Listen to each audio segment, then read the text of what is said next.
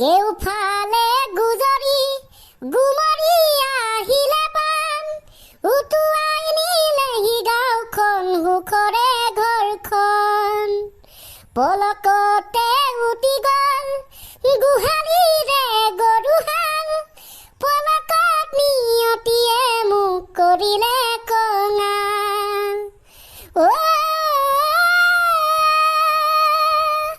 উটুৱাই নিলেহি গাঁওখন সুখৰে ঘৰখন কেউফালে গুজৰি গুমৰি আহিলে বান উটুৱাই নিলেহি গাঁওখন সুখৰে ঘৰখন পলকতে উটি গ'ল গোহালিৰে গৰুহাল পলকত নিয়তিয়ে মোক কৰিলে কঙাল।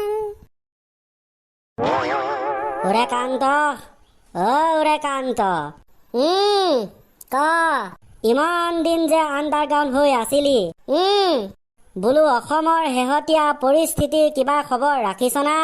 খবৰ আছো শুনি, মোবাইলত আছো দেখি, কি কবি চানি, চাৰিওফালে এতিয়া কেৱল বানপানী।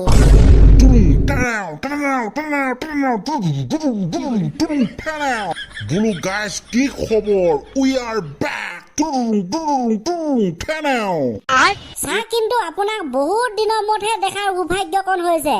ছাৰ ভালে আছে আপুনি? কি কবি বোপাই, দেহাটো ভাল, মনটোহে বেয়া। অসমত থাকো, বানপানী হৈছে, ছোৱালীজনী ঘৰটো উটি গ'ল। শিৱসাগৰ যে বিয়া হৈছিল মোৰ ছোৱালীজনী, বাৰু থৈ সেইবোৰ ৰিলিফ চিলিফ পাইছে এতিয়া, সাহায্য কোনো পালে। আমি এতিয়া ক্লাছটোহে আৰম্ভ কৰো দেই, বহুত দিনৰ মূৰত ক্লাছ কৰিছো। ক্লাছনো কি কৰিবি হয় বোপাই, ইমান বেয়াকে বানপানীখনো আহিব লাগে না বাৰু। গোটেই ঘৰ দুৱাৰ মানুহ গৰু চব উটুৱাই নিছে। এইবিলাক ভগৱানে নকৰক, এনেকুৱা কিন্তু মই জীৱনত দেখা নাই আকৌ দেই ল'ৰাহঁত, এনেকুৱা বানপানী মানে। এইবোৰ বৰ দুষ্কৃতিকাৰী বানপানী হ'ল ছাৰ, মানুহ পলাবলৈ সুবিধাই নিদিলে। প্ৰকৃতিৰ এইবোৰ লীলা খেলা, কি কৰিবি, তুমি মই ৰখাব পাৰিম? না না না না না না না না না না, তাতে মানৱ সৃষ্টৰ উপাদান, ক'ৰ পৰা কি হৈছে চব খতম। যি কি নহওক, শিৱসাগৰত অখিল গগৈ ডাঙৰীয়াই যিটো কৰিছে আৰু অসমৰ ৰাইজে যিটো কৰিছে, আমি কিন্তু শলাগ ল'ব লাগিব। সেইটো কিন্তু হয় ছাৰ, সেইটো কিন্তু হয়। মানুহবিলাকে যিটো কৰিলে, চৰকাৰেও যিটো কৰিলে, বাহিৰৰ ইউটিউবাৰ ডাঙৰ ডাঙৰ মানুহবিলাকো যি অনুদান দিছে, উই ছাৰ সিহঁতক চেলুট। অ'কে ভাই, চেলুট। আমি এতিয়া ক্লাছটো কৰোঁ। তহঁতক যে মই 2 বছৰ আগতে এটা বিষয় পঢ়িবলৈ দিছিলোঁ, জন্মগত দুখ। আজি 2 বছৰ সম্পূৰ্ণ হৈছে, তহঁতে পঢ়ি আহিছ নাই ক?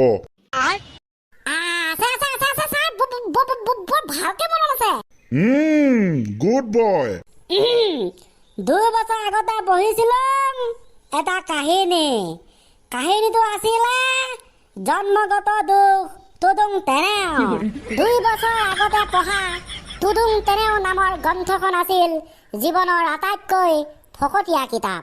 কিতাপখনত এভাগী কাহিনী আছিল, নামটো জন্মগত দুখ।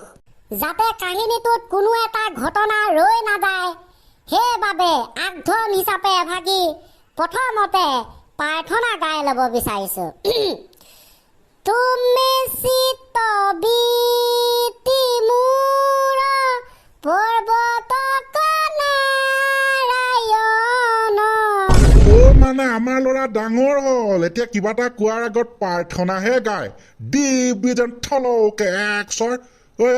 ল'ৰা, তই প্ৰাৰ্থনা গাব নালাগে, তই প্ৰথমতে কাহিনীটো ক, কাহিনীটো ক। কথা তেন্তে গাইছে, আৰম্ভণিৰ পৰা আৰম্ভ কৰিছো। বিষয়টো জন্মগত দুখ। জন্মৰ পৰাই যেন দুখ দুখ দুখ দুখ দুখ দুখেই দুখ। এটা ল'ৰাৰ কাহিনী। ল'ৰাটো জন্ম হোৱা 1 সপ্তাহৰ পাছতে মাকে বেলেগ এটা মতালে পলাই গ'ল। বাপেক হৈ পৰিল চিন্তিত, ল'ৰাটোক খুৱাব কি। যেনেকে তেনেকে অপা তপা মেনেজ কৰি ওচৰৰ বৌ সম্বন্ধীয় এজনী মহিলাৰ পৰা পুতেকক গাখীৰ খুৱালে। তেওঁৰ দুখ আছিল জন্মগত।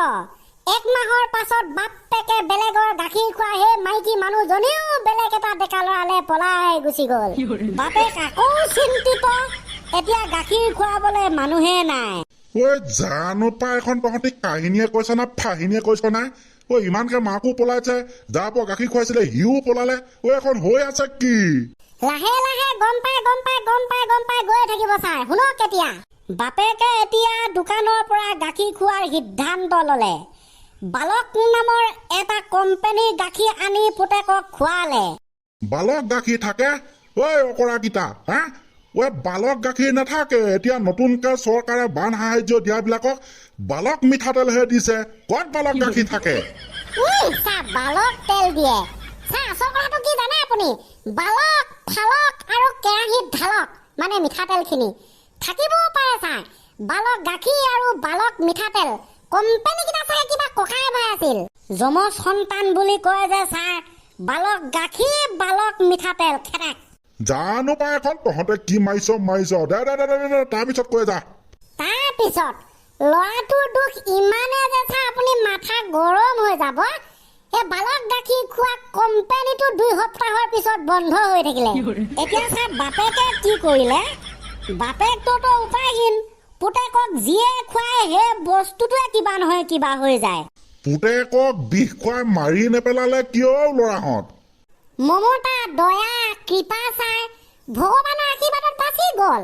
এইবাৰ বাপেকে কল খুৱাই ডাঙৰ কৰাৰ সিদ্ধান্ত ল'লে। কথামতে কাম, 2 দিনমান কলো খুৱালে। এতিয়া চাগে কল কিজোপাও মৰি থাকিলে। একৰ্ডিং টু দা তহঁতৰ ডাইৰেকশ্যন, কাহিনী ভাগৰ অন্তৰাল। 2 দিনতে কলগছ চাফা ছাৰ। মাক চকলাই বাপেকে মাথাত মাৰি মানে নিজৰ মাথাত ঢুকি আছে। আৰে তো মোৰে পুতেক না কাৰ পুতেকেটো কি বস্তু হয় কি? আৰে নহবনো কিয়? তেনেকে পুতেক ডাঙৰ হ'ল, স্কুল যাব পৰা হ'ল। 2 দিনমানৰ পাছত বাপেকে পুতেকক স্কুলত নাম লগাই দিলে। স্কুলখন কিবা হৈ নাই পৰাটো? স্কুল সেই জন্মগত দুখৰ সন্তানে স্কুলত ভৰি দিছে আৰু কিবা নহ'ব। 1 মাহৰ ভিতৰত ছাৰ ডায়েবেটিছ ৰোগত আক্ৰান্ত হৈ শিক্ষক ঢুকাই থাকিলে। পহলে মে সমজ গয়া থা কি এসা কুছ হোগা। একচুৱেলি সেইটো ল'ৰা নহয় বুজিছ, সেইটো আছিলে এটা অসুৰতকৈ বৰ বেলেগ বস্তু আছিল ছাৰ সেইডাল। য'তেই হাত দিয়ে ততেই কিবা এটা হয়। যাৰেই গাখীৰ খাই সি কৰবালৈ পলাই যায়। দোকানৰ গাখীৰটো পলাই যাব নোৱাৰে, সেইবাবে দোকানৰ কোম্পানীয়ে বন্ধ, বালক কোম্পানীয়ে বন্ধ। যি কি নহওক গাইজ, আমি এটা কথা গম পালো যে এই জন্মগত দুখৰ কাহিনী প্ৰতিষ্ঠাপক আধাৰিত ল'ৰাটোৱে বালক গাখীৰ কোম্পানী বন্ধ কৰিলে। Exactly sir. বাপেকে এখন মঙল চালেগে আৰু মঙলত ওলালে এই ল'ৰাটোৰ কিবা জন্মগত দুখ আছে আৰু 5জনী গোপিনী 5টা ভগত লৈ এফাকি দাই মাতিব লাগিব বুলি ক'লে। তাৰ পাছত কি হ'ল? তাৰ পাছত বাপেকে আকৌ কিবা পৰিত্ৰাণহে বিচাৰি আছিল, ভাল পালে। সেইকাৰণে 5জনী গোপিনী আৰু 5জন ভকত ঘৰলৈ মাতি আনিলে। দাই মাতিবৰ কাৰণে ঠিক ঠাক কৰিলে। ল'ৰাজনৰ জন্মগত দুখ আছিল যে ছাৰ, গোপিনী আহি মাক চকলাই ঘৰতে নাপালেহি। এজনী গোপিনী ঘৰৰ পৰা ওলাই আহিছিলে, হে গাড়ী এখনে মহতিয়াই লৈ গ'ল। গোপিনী এজনী ডেথ। ওকে দান জন্মগত দুখৰ কাহিনী আৰু নুশুনো। কেনেবাকে যদি ল'ৰাজনৰ পৰিস্থিতিটো আহি আমাৰ স্কুলত পৰেহি, তই মৰিবি না মই মৰিম ভাই? তই মৰিবলৈ নাই। 2 দিনমানৰ পাছত ৰিটায়াৰমেণ্ট আছে। মই শান্তিকে জীয়াব বিচাৰো। ঐ তহঁতৰ কাহিনী বন্ধ কৰি পেলা। Okay, bye bye guys bye bye. আহি আছো নতুন কাহিনী লৈ। আজি মানে আৰম্ভহে কৰিছিলো, হ'ব দেই।